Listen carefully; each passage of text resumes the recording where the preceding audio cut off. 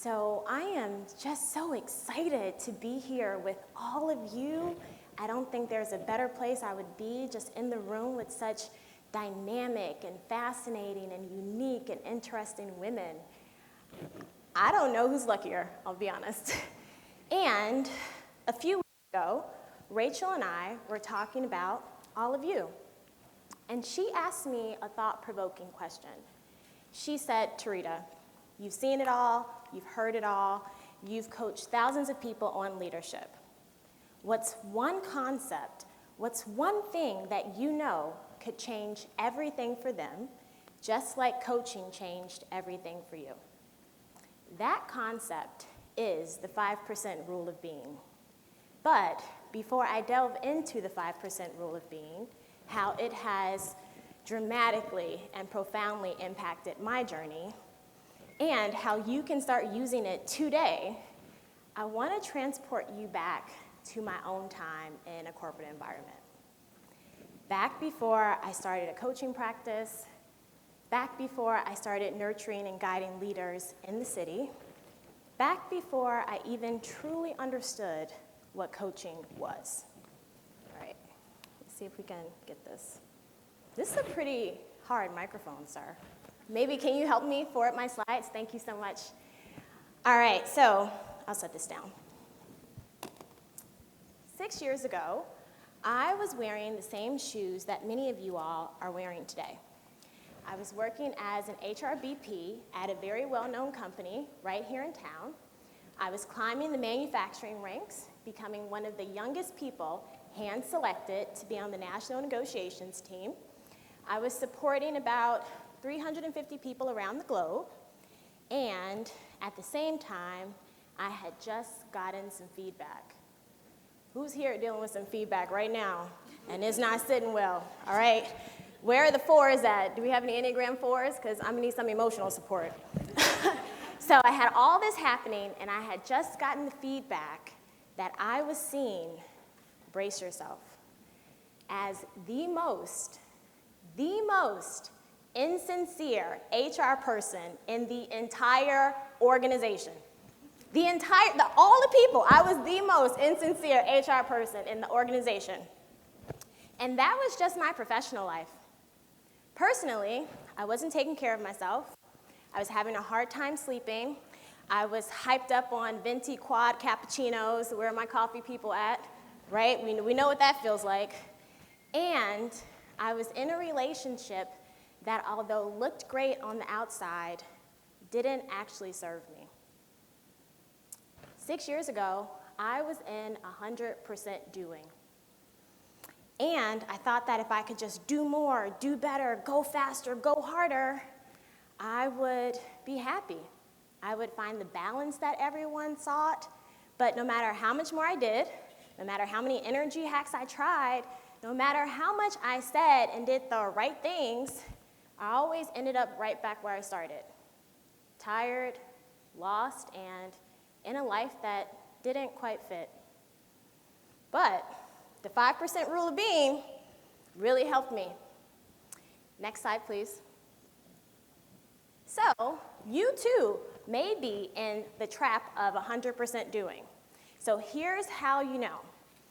Just like any high-performing, goal-oriented, high-achieving person, I ask myself, what do I need to do to get the results? What do I need to do? And then I did what anybody would do. I looked at, compared myself and measured myself to other people who were doing the things that I wanted to do, who had the things that I wanted to have. Hey, you right here. What's your name? Catherine. Catherine, you're coming in early. You're staying in late. Maybe if I do that, I'll get that title. Okay, so I'm going to do Catherine. I'm doing Catherine. Catherine, this ain't working for me. It's not working. I'm going to come back. Who else? Okay. You, right here. Hey, Rhiannon, how are you? You know what? You seem like you are at peace in your job. Do you meditate? Are you oming? Are we going to om together? Let's just om. Let's take a few deep breaths. Maybe if I do that, I'll have that peace. I'm still feeling stressed out. It's not working for me. I'm gonna try something else. All right, let's give somebody else. You back there, right here in the white coat. You know what? I see that in all the meetings, you are saying exactly what's on your mind, and people tend to like it. Maybe if I do that, maybe people will like me more. Maybe I won't be the insincere HR person, so I'm gonna do that.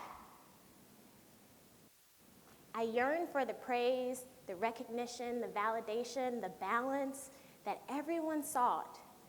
And not only did I want those things, I wanted to look good while I was achieving it. That's another trap of being in 100% doing. You want to look good and avoiding looking bad at all costs.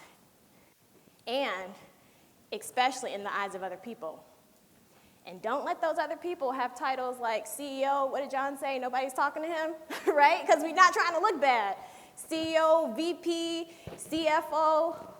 And when those people are in the room, you will do a lot to try to look good. So that was me. And when we're in the trap of 100% doing, a few things start to occur. Sort of like a dissonance starts to happen.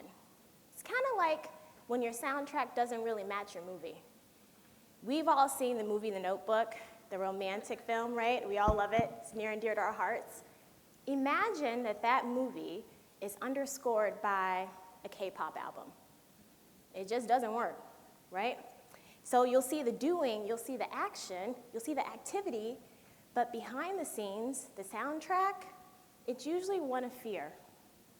Fear of not knowing enough, fear of not being accomplished enough, fear of not doing enough.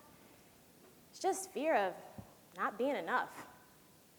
Anybody can relate? Is this just me? Okay, I know it's not. Here's something to consider. So many people build a life from that place. They build careers from that place. They also build businesses from not being enough, trying to prove it to other people. And so that was me.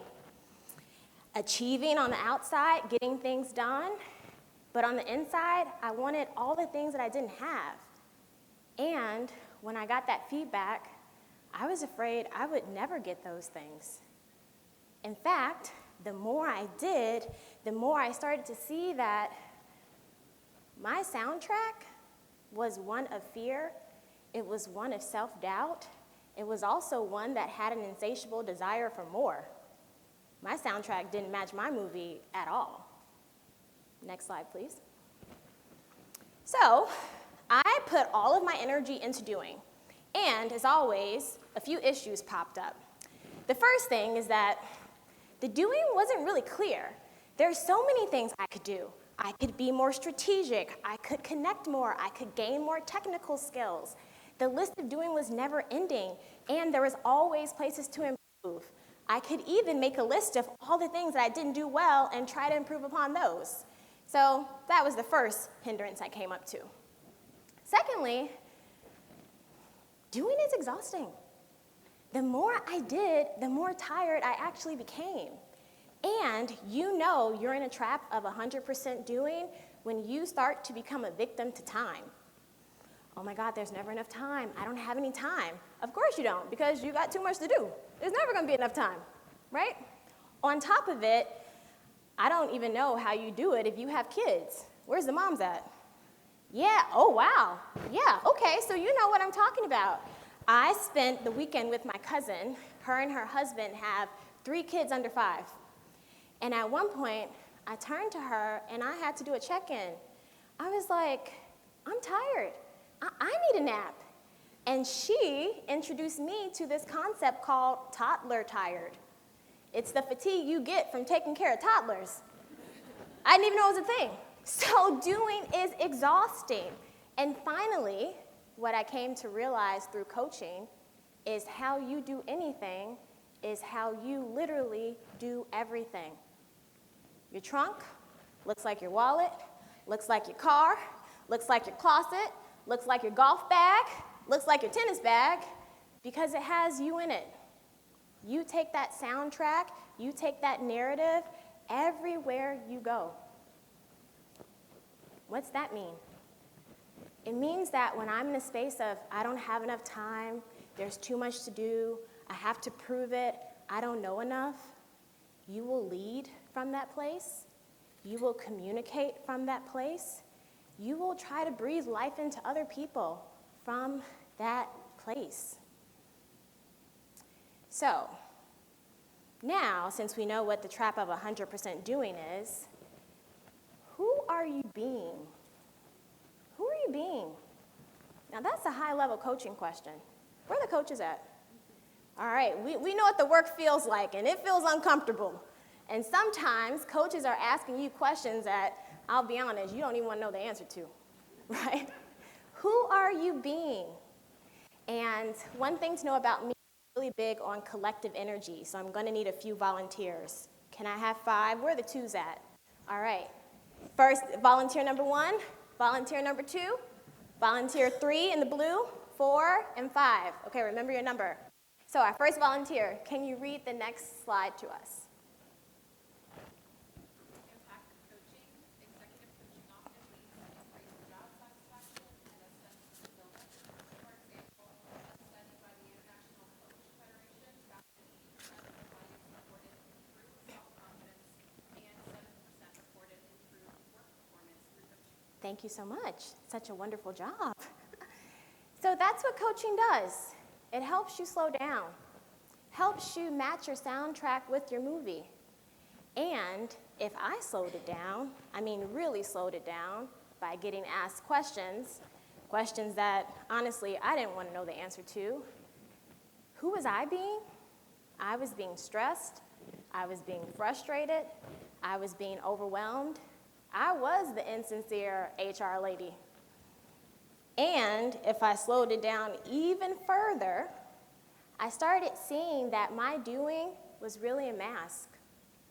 In fact, when conversations started to get a little too intense, a little too messy, when they started going into uncharted territory where I didn't know what was going to happen, for example, having to communicate to an employee who had just been diagnosed with cancer that the company wasn't going to cover their health care, I wasn't equipped. I would prematurely shut the conversation down. The skills that had gotten me so far didn't really help me out. I didn't know how to navigate situations like that. So we know how I was being, but I want to give you some really practical examples because we're all in this together. We're going to be together for the next 8 months, and when one of us gets it, all of us gets it. But if one of us doesn't have it, then none of us have it. So I want to give you some actual advice on how we can really get this on the court. So every year, I get invited to speak at a program called Sea Change. Have you heard about it? Do we have any Sea Change alumni? All right. Now, I send them a survey, and I ask them a few questions. The first question is, what are you celebrating? The second question is, what's one professional challenge that you're facing? I want to know this because I want to know what's the listening I'm speaking into. Who are these people being? How are they being at home? How are they being at work? Where's our volunteer number 2? All right, next slide, please. Oh, okay, I'm a little ahead of myself. Thank you. All right, so let's actually get to what the 5% rule of being is, because we know what the trap of 100% doing is. The 5% rule of being says you multiplied by more or less of X. X is the new quality that you want to embody equals a new possibility. Now, why is it a new possibility? Most of us are creating from our past.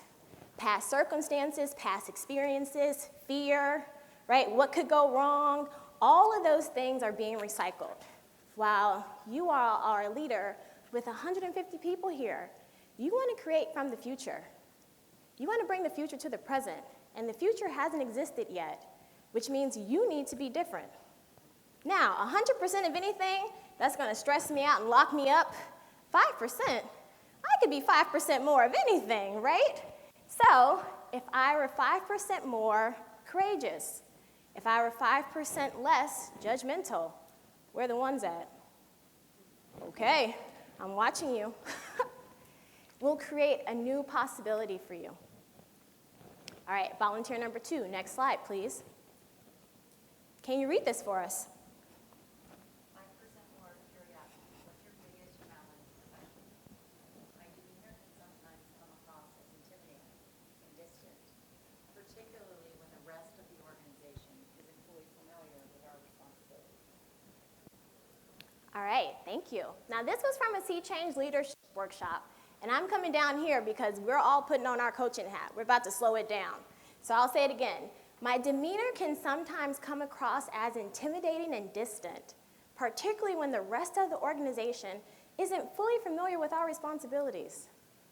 Now, I don't know about you, but when I read this, I feel judged. Who dictates what you should know at all times? And as a coach, we're usually looking behind the words that people are saying. What I hear is that when people express confusion or uncertainty around me, that triggers an alarm bell inside of me. It's a personal affront. I'm really curious about what would 5% more curiosity for this person look like? Imagine being in a meeting with them and they get intimidating and distant when you ask a question. Isn't that the purpose of work?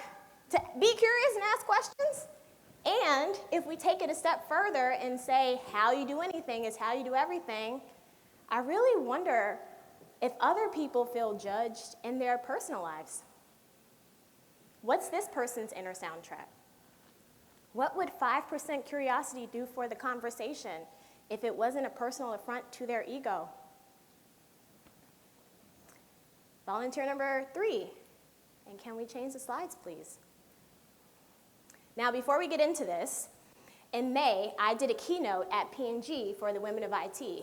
And one thing I asked them was, what's your professional challenge? This is what they wrote. Now, I didn't capitalize these words. They put that in there. All right, who's our next volunteer? Right here, yeah.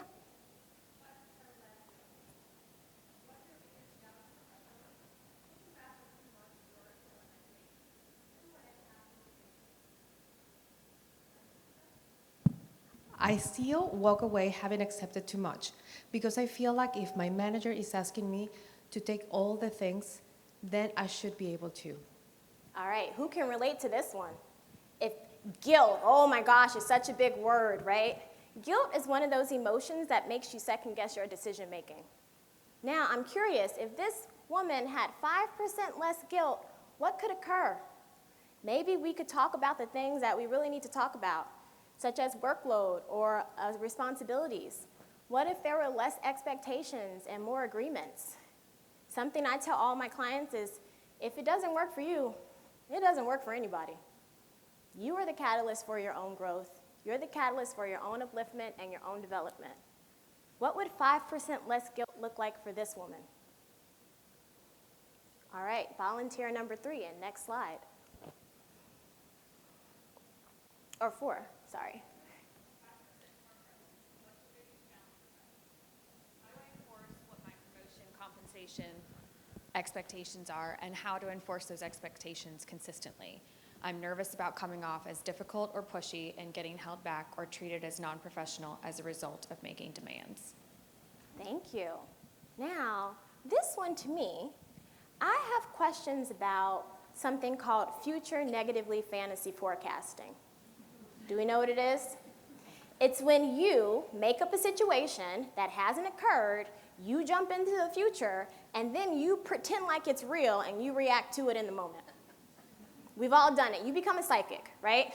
So this woman is saying, hey, I'm worried about enforcing things. People are going to think I'm pushy. People are going to think I'm X, Y, and Z. This is a really great example of creating the past from the past. Even as I read this, I'm curious about, has that happened to you before? What are your markers for that? That's what coaching does. It really starts to slow it down so you see you. What would 5% more presence look like? What could she say? Because we're all going to have a negotiation conversation. We all want to make more money. That's something that's going to happen. What if they were more present in the moment? All right, where's our next volunteer? I'm here. Okay. 5% more game-changing assertiveness. What's your biggest challenge professionally? My biggest challenge is how to bring my salary up to another 10,000 in the next year or two. What's stopping me in being worried about being told it's not possible or that I can't achieve that workload? Now, this was from a comment from a person who works at InfoTrust, a tech company that I'm on the board of. Now, they too are also doing future negatively fantasy forecasting, but here's my thing. This person wants to make $10,000 more in the next year or two. How many times are we in a conversation where they wanted the money yesterday? They wanted it now, right? Oh, they're upset that they didn't get the promotion. This person's saying, I have more capacity. I can handle more. Raise my hand. I think that's a great thing. But I'm curious as to why they're already jumping into the future or being negative about it. This to me seems like a wonderful conversation to have. I want to make $10,000 more and I got more capacity to do it. Where do I need to go? What value do I need to add? How much more can I help to reach my goal? If somebody walked in my office saying that, I would be putting them to work. Next slide, please. So, we know that 100% doing isn't a solution to these challenges. In fact, 100% doing is sort of like chewing bubble gum. You're exerting effort, but you're getting no nutritional value. So let's go back to who I was being, Tarita the past, the frustrated, the overwhelmed, the insincere HR lady, and my coach asked me to apply the 5% rule of being. And she said, you know, Tarita, what could occur if you were 5% more courageous in your conversations at work? And she had me listed 10 times, 10 new possibilities. And here's what I wrote. I would tell people that it's okay to be upset about the outcome. I would be more willing to have uncomfortable conversations. I would stop avoiding the things I did not want to talk about. I would stop judging myself as bad or the bad guy. My future didn't exist in my last job because I didn't have the tools to navigate a new possibility. You do. So, let's talk about what that would look like and how over the next 8 months you can start to anchor that in. Next slide, please. The first thing is going to take the 3 C's. Now, this says curiosity, choice, and commitment, but from being here, I think we need to add a 4th, which is courage. So the first one, curiosity. Where are you shoulding on other people? They should do this, they should do that. Some of us, we're shoulding all over the place. We don't have curiosity. We are checking other people's inventories. What would 5% more curiosity at work, with your teams, with someone else's perspective look like? What if you took looking good completely off the table? What could occur? The next one, I'm going to say courage. Now, in my experience, courage, people sort of think it's like confidence, that it's just going to fall out the sky, and then you'll have it. Courage is a muscle that grows by looking at the weight. Courage is a muscle that grows by picking up the weight. There you go, not just looking at it, right? And some of us, we're the perfectionists, the overachievers, the introverts. We got to act our way into a new feeling. What would 5% more courage look like to let it go, to stop ruminating on the past, to take the pressure off yourself? Who's all that for? Lastly, choice and commitment, because commitment is a choice. You choose to be committed, just like you choose to show up every day. And you can make choices that empower you, that breathe life into you. Or you can make choices that drain you and suck the life out of the people around you. It's called being controlling. Here's my invitation. What would 5% more game-changing energy look like for you? What would even 5% more willing to get uncomfortable be like? Next slide. Over the next 8 months, you have an invitation. You can start to get clear on what's not working for you, and you can start to change those things, but you really want to get clear on what your why is.